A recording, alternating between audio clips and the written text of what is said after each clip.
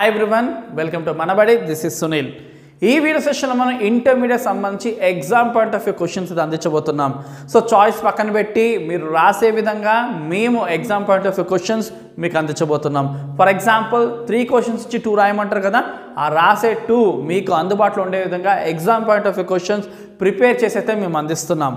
And ఉట్టి క్వశ్చన్సే కాదు, next మన ఛానల్ నుంచి ఎక్స్ప్లెనేషన్స్ కూడా అందించబోతున్నాం. కాబట్టి ఖచ్చితంగా ఛానల్ సబ్స్క్రైబ్ చేసుకోండి. అండ్ మీకు ఐపీతో పాటు ఖచ్చితంగా ఎంసెట్ జేఈఈ మెయిన్స్ కూడా సంబంధించి వీడియోస్ అన్ని మన ఛానల్ నుంచి అందిస్తాం. కాబట్టి సబ్స్క్రైబ్ చేసుకోండి, మీ ఫ్రెండ్స్కి కూడా మన ఛానల్ షేర్ చేయండి. అండ్ మీ ప్రిపరేషన్కి ఖచ్చితంగా హెల్ప్ అయ్యే విధంగా మన ఒక హెల్ప్ అయితే ఖచ్చితంగా ఉంటుంది. అండ్ ఈ exam point of view questions last year and అంతకుముందు కూడా ఇచ్చాము. So exam point of view questions వల్ల అంతకుముందు స్టూడెంట్స్ మీ సీనియర్స్ చాలా లాభపడ్డారు. అండ్ ఈ ఇయర్ కూడా మీకు అటువంటి హెల్ప్ మన ఛానల్ నుంచి అయితే అందుతుంది. కామర్స్ ఫస్ట్ ఇయర్ సంబంధించి లాంగ్స్, షార్ట్స్ అండ్ విఎస్సిక్యూస్ అన్నది చూద్దాం 1 by 1. సో ఫస్ట్ వచ్చేసి define partnership, discuss it's merits and demerits. So partnership అంటే ఏంటి అండ్ దాని యొక్క మెరిట్స్, డిమెరిట్స్ రాయాలి. సో పార్ట్నర్షిప్ డెఫినేషన్ మాత్రం చాలా ఎక్యురేట్గా ఉండేది చూడండి. అండ్ మెరిట్స్ సైడ్ హెడ్డింగ్స్ పర్ఫెక్ట్గా చదువుకోండి అండ్ డిమెరిట్స్ సైడ్ హెడ్డింగ్స్ పర్ఫెక్ట్గా చదువుకోండి. లోపల మ్యాటర్ని అర్థం చేసుకొని ట్రై చేయండి. ఎగ్జాక్ట్గా రాయగలిగితే రాయండి, లేదు మేము కొంచెం ఎగ్జాక్ట్ అండ్ ఓన్ వర్డ్స్ని మిక్స్ చేస్తామంటే చేయొచ్చు. కానీ మీరు కామర్స్ను వర్డ్స్ని వాడే రాయాల్సి ఉంటుంది. సో జనరల్ ఇంగ్లీష్ని వాడితే అప్పుడు మీకు మార్క్స్ పడవు. సో మీరు ఓన్గా రాసుకోవడానికి ప్రాబ్లం లేదు, కానీ అక్కడ వాడే పదాలు ఏవైతే ఉన్నాయో అవి కామర్స్ వర్డ్స్ రిలేటెడ్గా ఉండాలి. సో అప్పుడు మీకు ఖచ్చితంగా మార్క్స్ అనేవి వస్తాయి. Next, what is business finance? Explains need and significance in the business organizations. So business finance అంటే ఏంటి అండ్ దాని యొక్క నీడ్, సిగ్నిఫికెన్స్, ఒక బిజినెస్ ఆర్గనైజేషన్ రన్ అవ్వాలంటే బిజినెస్ ఫైనాన్స్ యొక్క ప్రాముఖ్యత ఏంటి, సో అది ఎంత ఉండాలి, ఎలా ఉండాలి, ఏంటి దాని నీడ్, సిగ్నిఫికెన్స్. చాలా సింపుల్ ఆన్సర్ ఇది. And next, distinguish between A private company and public company. So private కంపెనీకి అండ్ పబ్లిక్ కంపెనీకి ఉన్న డిఫరెన్సెస్ ఏంటి, సో అసలు ప్రైవేట్ కంపెనీలో ఎంతమంది మెంబర్స్, పబ్లిక్ కంపెనీలో ఎంతమంది మెంబర్స్, ఆ లిమిటేషన్స్ అన్నీ చాలా సింపుల్గా ఉంటుంది. మీరు ఆ డిఫరెన్స్ అన్నవి లాంగ్ కాబట్టి ఒక 15 దాకా రాసుకుంటే చాలా బాగుంటుంది. అండ్ చాలా సింపుల్గా ఉంటుంది, చిన్న చిన్న డిఫరెన్సెస్లా ఉంటుంది, ఒక పెద్ద స్టేట్మెంట్స్ ఉండదు. ఖచ్చితంగా చూడాల్సిన ఆన్సర్ అది. అండ్ మీకు నెక్స్ట్ డిగ్రీలో కూడా ఈ టాపిక్ ఉంటుంది కాబట్టి ఖచ్చితంగా చూసుకోండి. Next, discuss advantages and disadvantages of cooperative societies. So cooperative societies యొక్క అడ్వాంటేజెస్ అండ్ డిసడ్వాంటేజెస్ని క్లియర్ రాయండి. సో రాసే ముందు ఆ బాక్స్ పైన కోఆపరేటివ్ సొసైటీకి సంబంధించిన ఒక డెఫినేషన్ లాంటి మ్యాటర్ రాస్తే ఇంకా బాగుంటుంది, మీకు ఫుల్ మార్క్స్ పడడానికి ఎక్కువ ఛాన్స్ అయితే ఉంటుంది. Next, define sole proprietorship and state its features. So sole proprietorship యొక్క ఫీచర్స్ లైక్ ఫార్మేషన్, క్లోజర్ ఎలా ఉంటుంది, అండ్ అలాగే దానికి సంబంధించిన లైబిలిటీ ఎలా ఉంటుంది, అండ్ మనకి సోల్ ప్రొప్రైటర్షిప్లో వచ్చేసరికి sole risk bearer and profit కూడా అతను సోలోగా తీసుకుంటాడు, అండ్ కంట్రోల్ ఎలా ఉంటుంది, అండ్ ఎటువంటి సపరేట్ ఎంటిటీ అన్నది ఉండదు, and lack of business continuity ఉండే అవకాశం ఉంటుంది. ఇలాంటివన్నీ కూడా రాసుకోండి. అండ్ క్విక్ డెసిషన్ మేకింగ్ సంబంధించి, అండ్ కాన్ఫిడెన్షియల్ ఇన్ఫర్మేషన్ అంటే సీక్రెసీ అన్నది ఖచ్చితంగా ఉంటుంది, అండ్ డైరెక్ట్ ఇన్సెంటివ్స్ అనేది మెయింటైన్ అవుతుంది, and sense of accomplishment and ease of formation, closure, ఇలాంటివన్నీ కూడా మీరు రాసి వాటి గురించి ఎక్స్ప్లెయిన్ చేయగలిగితే బాగుంటుంది. అండ్ వీటన్నిటికి సంబంధించిన ఎక్స్ప్లెనేషన్స్ మన ఛానల్లో మీకు డిస్క్రిప్షన్లో ప్రొవైడ్ చేస్తాం కాబట్టి ఖచ్చితంగా డిస్క్రిప్షన్ చెక్ చేయండి. అండ్ మిగతా సబ్జెక్ట్ సంబంధించిన ఇంపార్టెంట్ క్వశ్చన్స్ కూడా మన ఛానల్ మీకు అందిస్తుంది. Next, define business and what are its characteristics. So ముఖ్యంగా బిజినెస్ అంటే ఏంటి, దాని యొక్క క్యారెక్టరిస్టిక్స్ని హైలైట్ చేస్తూ రాయడం. ముఖ్యంగా బిజినెస్ అనేది ఒక ఎకనామిక్ యాక్టివిటీ. సో దాని ఫీచర్ని ఫస్ట్ ఫీచర్ని మాత్రం చాలా బాగా ఎక్స్ప్లెయిన్ చేయండి. And manufacture, procurement of services and goods అని, అండ్ అలాగే exchange of sales of goods and services for the satisfaction of human needs. ఇలాగా చాలా క్యారెక్టరిస్టిక్స్ ఉన్నాయి. సో మెయిన్ అయితే ఇట్స్ అన్ ఎకనామిక్ యాక్టివిటీ, అది అయితే మెన్షన్ చేయండి. మిగతాది మీకున్న సోర్స్ బట్టి మీరు దగ్గరున్న సింపుల్ నోట్స్ బట్టి రాసుకోండి. సో ఇలానే ఆన్సర్ రాయాలని ఏమి ఉండదు. సో ఈ కాన్సెప్ట్స్ అంతా కూడా చాలా వాస్ట్ కాన్సెప్ట్ కాబట్టి మెయిన్ పాయింట్స్ ఏవైతే ఉన్నాయో అవి నోట్ చేసుకుని రాసుకుని సరిపోద్ది. అండ్ ముఖ్యంగా మీ టైం మేనేజ్మెంట్ బట్టి ఆన్సర్ ముందే చదువుకోండి. ఫర్ ఎగ్జాంపుల్ మీరు ఒక రైటింగ్ స్పీడ్ ఎంత ఉంది దాన్ని బట్టి సో మీకు వచ్చే టైం ఎంత, షార్ట్కి ఎంత, లాంగ్కి ఎంత, దానికి అనుగుణంగానే మీరు మ్యాటర్ చదివి రెడీ చేసుకోండి. And next briefly explain the different types of cooperative societies. So cooperative సొసైటీస్లో ఉన్న టైప్స్ అన్నీ కూడా క్లియర్గా ఎక్స్ప్లెయిన్ చేయండి. And next discuss types of partners. So పార్ట్నర్స్లో ఉన్న టైప్స్ ఏంటి, సో ఇందులో ఉండే సబ్ టాపిక్స్ ఏవైతే ఉన్నాయో టైప్స్లోనే అవి వెరీ షార్ట్స్లో కూడా వచ్చే అవకాశం ఉంటుంది. కాబట్టి ఈ 8th ఆన్సర్ని మాత్రం చాలా మంచిగా పర్ఫెక్ట్గా చదువుకోండి. Next differentiate between equity shares and preference shares. So equity shares and preference షేర్స్కున్న డిఫరెన్సెస్ని రాయండి. అరౌండ్ ఒక 8 to 10 డిఫరెన్సెస్ చదువుకోండి. ఇట్స్ ఎనఫ్ మీకు ఫుల్ మార్క్స్ రావడానికి. Next state any 4 merits of MNCs to the host country. So MNCs వల్ల host కంట్రీకి ఉండే యొక్క లాభాలు ఏంటో క్లియర్గా రాయండి.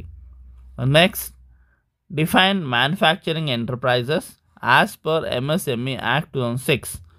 సో MSME Act 2006 ప్రకారంగా మ్యానుఫ్యాక్చరింగ్ ఎంటర్ప్రైజెస్ని డిఫైన్ చేయండి. అంటే ఆ యాక్ట్లో మ్యానుఫ్యాక్చర్ ఎంటర్ప్రైజెస్ని ఏమని డిఫైన్ చేయబడిందో ఆ డెఫినేషన్ రాయాల్సి ఉంటుంది. Next discuss the difference between MOA and AOA, memorandum of association and article of association. So చాలా ఇంపార్టెంట్ టాపిక్ ఇది, ఖచ్చితంగా బాగా చూసుకోండి. అండ్ నెక్స్ట్ 13 చూసుకుంటే ఎక్స్ప్లెయిన్ ద బెనిఫిట్స్ ఆఫ్ ఈ బిజినెస్. సో ఈ బిజినెస్ యొక్క లాభాలు ఏంటి. And next explain types of industries.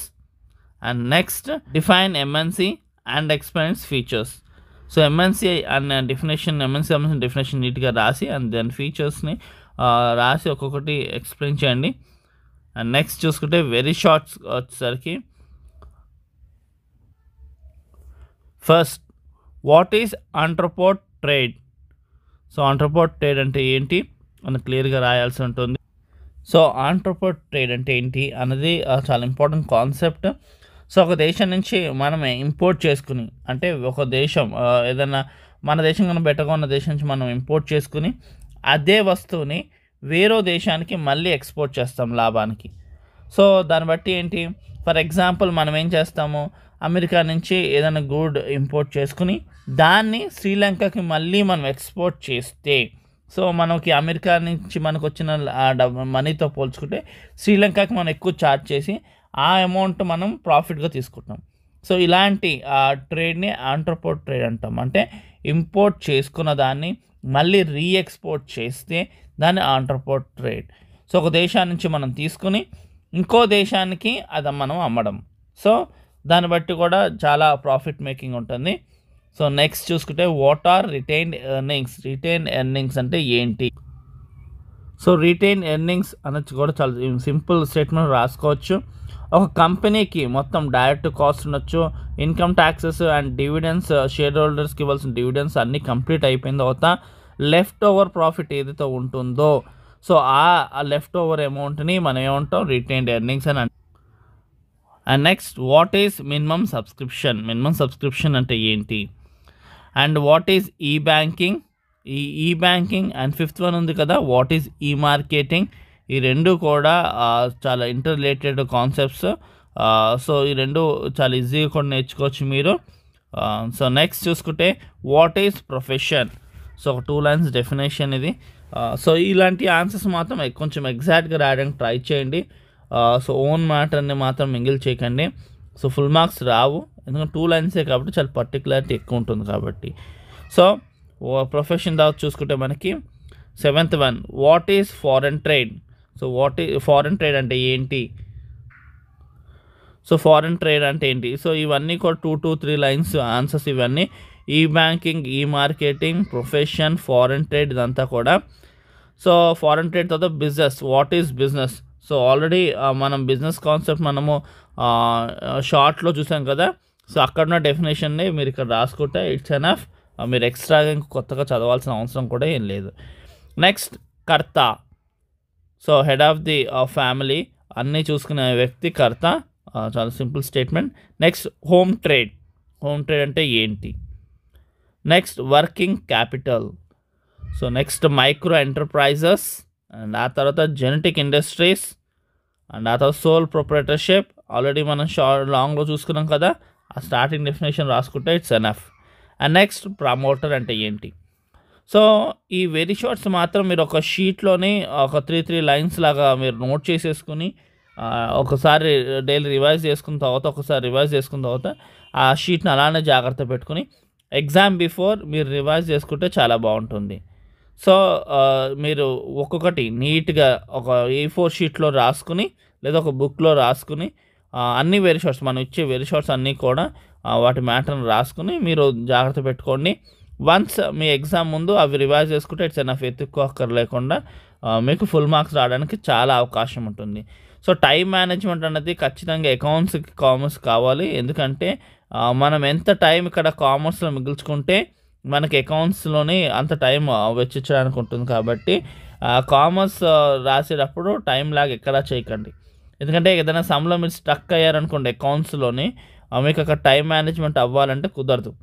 And cuttings వచ్చి మీరు పర్ఫార్మెన్స్ రాసిన దాన్ని మళ్ళీ కట్ చేసి అకౌంట్స్లోని అట్లాంటివి ఏమి ఇబ్బందులు ఉండకూడదు అంటే కామర్స్లోనే మీరు టైంని మిగిల్చుకోవాల్సి ఉంటుంది.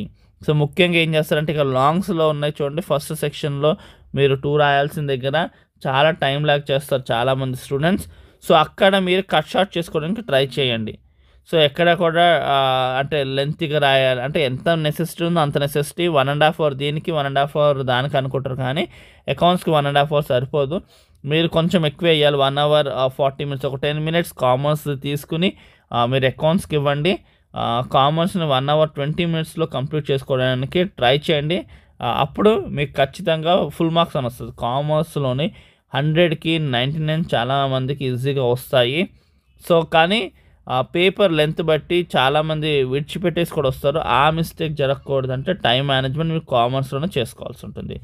అండ్ మీకు కామర్సే కాదు మిగతా అన్ని సబ్జెక్ట్స్ సంబంధించి మన ఛానల్ గెస్ట్ పేపర్స్ అన్నది ఇస్తుంది, ఇంపార్టెంట్ క్వశ్చన్స్ అందిస్తుంది. కాబట్టి ఖచ్చితంగా సబ్స్క్రైబ్ చేసుకోండి.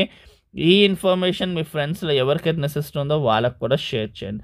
అండ్ ఎక్స్ప్లెనేషన్స్ కూడా మేము 1 by 1 నెక్స్ట్ ప్రొవైడ్ చేయబోతున్నాం. కాబట్టి ఈ ఇంపార్టెంట్ క్వశ్చన్స్ బేస్డ్ ఆన్ ఖచ్చితంగా సబ్స్క్రైబ్ చేసుకోండి. అండ్ ఖచ్చితంగా మీ ఫ్రెండ్స్కి కూడా షేర్ చేయండి. సో అప్పుడు వాళ్ళకు కూడా మీరు హెల్ప్ చేసిన వాళ్ళు ఉంటారు. Thank you for watching. Do share and subscribe our channel.